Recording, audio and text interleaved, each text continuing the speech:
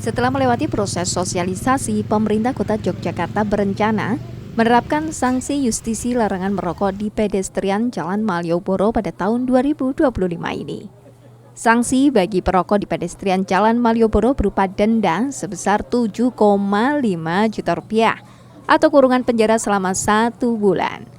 Kepala Satpol PP Kota Yogyakarta Okto Nur Arafat menyebut penerapan sanksi justisi larangan merokok di pedestrian Jalan Malioboro kelak akan berupa sidang di tempat. Untuk itu, Satpol PP masih berkoordinasi dengan pihak pengadilan negeri.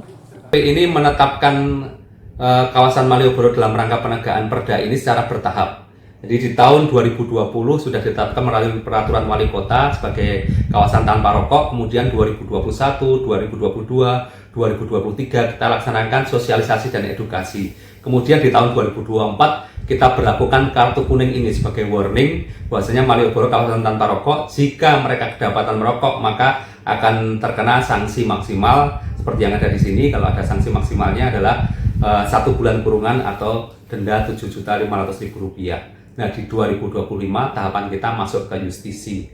Jadi bagi yang akan merokok di Malioboro, berhati-hati, sesuaikan dengan ketentuan aturan yang ada, jangan sampai nanti terkena sanksi justisi. Kami masih berkoordinasi dengan teman-teman di pengadilan negeri untuk nantinya kapan bisa kita terapkan waktu yang tepat untuk melaksanakan, tetapi tahun ini akan mulai kita terapkan. Jadi 1 bulan kurungan atau denda 7,5 juta itu adalah sanksi maksimalnya.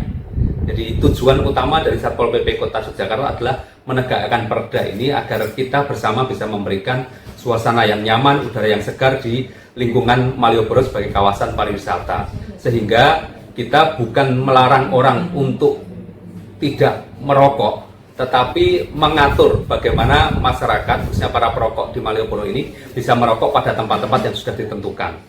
Secara khusus pemerintah daerah sudah menyiapkan 3 tempat, yakni di Abu Bakar Ali, di parkiran, kemudian di sebelah utara Plaza Malioboro atau Malioboro Mall, dan di lantai 3 Pasar Beringharjo. Di luar itu juga di lorong-lorong ataupun di area-area tertentu termasuk resto, kafe yang ada di Malioboro, beberapa sudah menyediakan tempat khusus untuk merokok. Sehingga sebenarnya harus terus kita sosialisasikan Malioboro kawasan tanpa rokok, dan juga pada para pelaku jasa usaha pariwisata barangkali yang pernah mendapatkan kartu kuning ini bisa membaca lagi terkait dengan sanksi dan ancaman yang ada di sini, sehingga kita bersama bisa mewujudkan Malioboro sebagai kawasan tanpa rokok dan juga menjadi agen pemerintah daerah untuk mensosialisasikan kepada wisatawan, sehingga bukan hanya Satpol PP yang mengingatkan, tapi kami harapkan partisipasi aktif dari para pelaku pariwisata di Malioboro untuk ikut mensosialisasikan atau menegur ketika ada pengunjung yang merokok.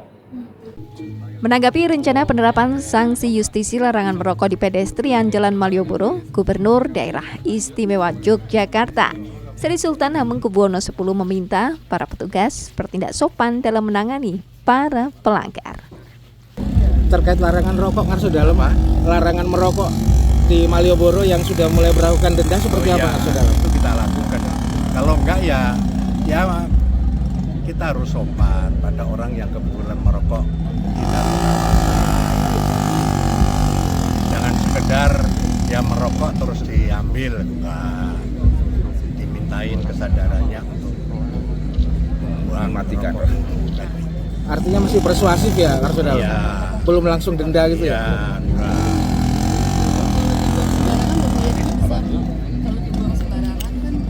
Makanya itu kita larang.